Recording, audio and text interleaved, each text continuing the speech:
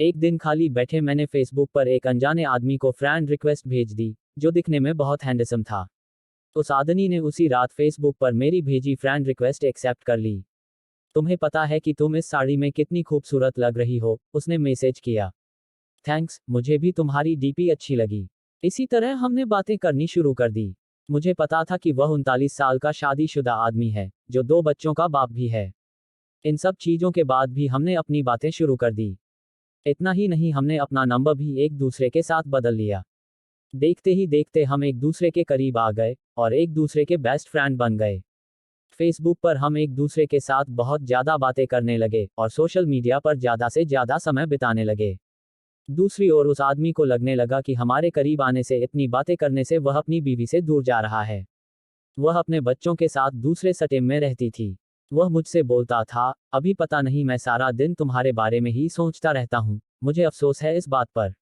मैं नेचर से काफ़ी शर्मीली थी, मेरे काफ़ी अच्छे दोस्त भी थे, लेकिन मुहाफिज जैसा दोस्त होना काफ़ी स्पेशल था मेरे लिए। 1 महीने की चैटिंग के बाद हमने स्काइपिंग करना भी शुरू कर दिया। हम उस पर बातें कम और एक दूसरे को घंटों निहारा ज़्यादा करते थे। एक रात वह मेरे साथ वीडियो कॉल पर था। उसने बोला, ऐसे देखते देखते कहीं प्यार ना हो जाए। खैर, अब हम रोज ही वीडियो कॉल करने लग गए। हम इतने पास आ चुके थे कि अब हम एक रियल कपल की तरह बिहेव करने लगे थे। हम रोमांस करते, एक दूसरे को चिढ़ाते और थोड़ी लड़ाइयाँ भी करते। कहने का मतलब था कि एक 17 साल की लड़की को 39 साल के आदमी से प्यार हो गया था।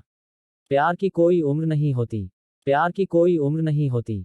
जिस तरह से प्यार की कोई उम्र नहीं होती, उसी तरह से हम दोनों को भी अपना रिश्ता बिल्कुल गलत नहीं लगा।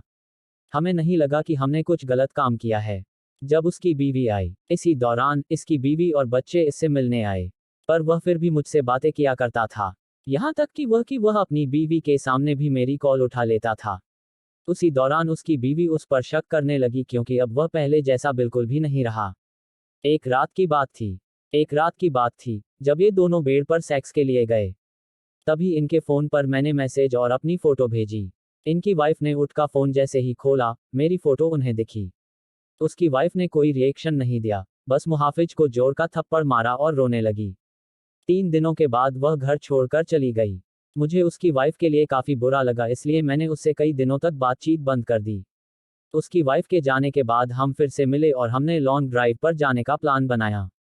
जब उसने मुझे प्रपोज किया, उसी शाम उसने मुझे प्रपोज किया, मुझे सिर्फ तुम ही चाहिए और कुछ नहीं। अपनी जवानी में मैं काफ़ी सारी लड़कियों से मिला, पर तुम ही एक ऐसी लड़की हो जिसने मेरा दिल चुराया है। वहाँ कुछ देर के लिए शांति छा गई। फिर उसने मुझे आई लव यू बोला। उसकी आंखों में आंसू थे। हम एक दूसरे को किस करना चाहते थे, गले लगना चाहते थे। मैं तुम्हें ब्लॉक कर रहा हूँ।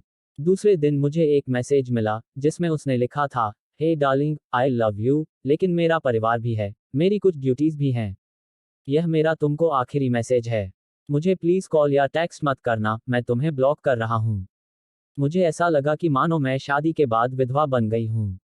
मैं बुरी तरह से टूट चुकी थी, काफ़ी परेशान थी। फिर लौटा वो मेरी जिंदगी में। 3 महीने बीत जाने के बाद मैं एक लड़के के साथ रिलेशनशिप में आई। एक दिन मेरे पास किसी दूसरे नंबर से मुहाफिज का मैसेज आया, बानी, इज दैट यू? प्लीज़ मेरी लाइफ में दोबारा वापस आ जाओ, मैं तुम्हारे बिना नहीं रह सकता। मैं समझ गई कि यह उसी का नंबर है और फूट फूट कर रोने लगी। 1 घंटे की चैटिंग के बाद मेरा दिल फिर से पिघलने लगा। मेरे बॉयफ्रेंड को इन सब चीज़ों के बारे में कुछ नहीं पता था। मैंने उससे सब कुछ छुपा कर रखा था।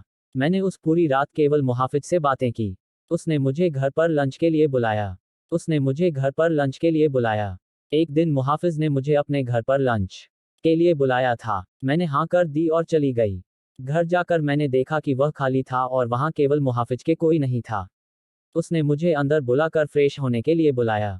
उसने ढेर सारी बातें की और खाने की टेबल सजाई। मेरे लिए यह सब नया था। मैं केवल इधर उधर देख रही थी। तभी अचानक मैं जैसे ही पीछे मुड़ी, उसके होंठ मेरे होंठों पर थे। हम एक दूसरे को किस करने लगे। मैं भूल गई वह कौन है और मेरी उम्र कितनी है। वह पहला टाइम था जब मैं किसी के साथ सेक्स कर रही थी, वो भी ये जाने कि हमने प्रोटेक्शन ली है या नहीं। अपने प्यार के नाम की वर्जिनिटी। तभी मुझे दर्द का एहसास हुआ और मैंने अपनी वर्जिनिटी उसे दे दी, जिससे मैं बेहद प्यार करती थी। मैं उसी दर्द भरी हालत में घर वापस आ गई। दूसरे दिन मुझे काफ़ी अच्छा महसूस हो रहा था। अब मुझे पूरी तरह से एहसास हो चुका था कि वह मुझे कभी नहीं छोड़ेगा। प्यार का एहसास हुआ। अब मैं प्यार पाने के लिए इतनी ज़्यादा एक्साइटेड नहीं थी। वर्जिनिटी खोने के बाद मेरी सोच काफ़ी बदल गई। मैं एक औरत बन चुकी थी। उस दिन मुझे पता चल चुका था कि प्यार का असली मायना क्या होता है। एक दिन मैंने अपनी फीलिंग्स के बारे में मुहाफिज को बताया और बोला कि मुझे हमेशा के लिए छोड़ दे। उसने कहा कि कोशिश करेगा। धीरे धीरे मुहाफिज का नाम मेरी जिंदगी से मिटता चला गया। वह हमेशा रहेगा मेरा पहला प्यार। मैंने उसका नंबर डिलीट कर दिया और उसने भी मुझे ब्लॉक कर दिया। मैंने फिर उसे कभी ट्रेस करने की नहीं सोची, लेकिन उसकी यादें आज भी मुझे डराती हैं। मैं खुश थी कि मैं इस अजीब से लगने वाले रिश्ते से बाहर आ गई, लेकिन आज भी वह आदमी मेरा पहला प्यार रहेगा। मैं भगवान से दुआ मांगती हूँ कि मुझे जब भी कोई दे तो वह एकदम मुहाफिज जैसा हो। मुझे घर पर लंच के लिए बुलाया। एक दिन मुहाफिज ने मुझे अपने घर पर लंच के लिए बुलाया था। मैंने हाँ कर दी और चली गई। घर जाकर मैंने देखा कि वह खाली था और वहाँ केवल मुहाफिज के कोई नहीं था। उसने मुझे अंदर बुलाकर फ्रेश होने के लिए बुलाया। उसने ढेर सारी बातें की और खाने की टेबल सजाई। मेरे लिए यह सब नया था। मैं केवल इधर उधर देख रही थी। तभी अचानक मैं जैसे ही पीछे मुड़ी उसके होंठ मेरे होंठों पर थे। हम एक दूसरे को किस करने लगे। मैं भूल गई वह कौन है और मेरी उम्र कितनी है। वह पहला टाइम था जब मैं किसी के साथ सेक्स कर रही थी, वो भी ये जाने कि हमने प्रोटेक्शन ली है या नहीं। अपने प्यार के नाम की वर्जिनिटी। तभी मुझे दर्द का एहसास हुआ और मैंने अपनी वर्जिनिटी उसे दे दी जिससे मैं बेहद प्यार करती थी। मैं उसी दर्द भरी हालत में घर वापस आ गई। दूसरे दिन मुझे काफ़ी अच्छा महसूस हो रहा था। अब मुझे पूरी तरह से एहसास हो चुका था कि वह मुझे कभी नहीं छोड़ेगा। प्यार का एहसास हुआ। अब मैं प्यार पाने के लिए इतनी ज़्यादा एक्साइटेड नहीं थी। वर्जिनिटी खोने के बाद मेरी सोच काफ़ी बदल गई। मैं एक औरत बन चुकी थी। उस दिन मुझे पता चल चुका था कि प्यार का असली मायना क्या होता है। एक दिन मैंने अपनी फीलिंग्स के बारे में मुहाफिज को बताया और बोला कि मुझे हमेशा के लिए छोड़ दे। उसने कहा कि कोशिश करेगा। धीरे धीरे मुहाफिज का नाम मेरी जिंदगी से मिटता चला गया। वह हमेशा रहेगा मेरा पहला प्यार। मैंने उसका नंबर डिलीट कर दिया और उसने भी मुझे ब्लॉक कर दिया। मैंने फिर उसे कभी ट्रेस करने की नहीं सोची, लेकिन उसकी यादें आज भी मुझे डराती हैं। मैं खुश थी कि मैं इस अजीब से लगने वाले रिश्ते से बाहर आ गई, लेकिन आज भी वह आदमी मेरा पहला प्यार रहेगा। मैं भगवान से दुआ मांगती हूँ कि मुझे जब भी कोई दे तो वह एकदम मुहाफिज जैसा हो।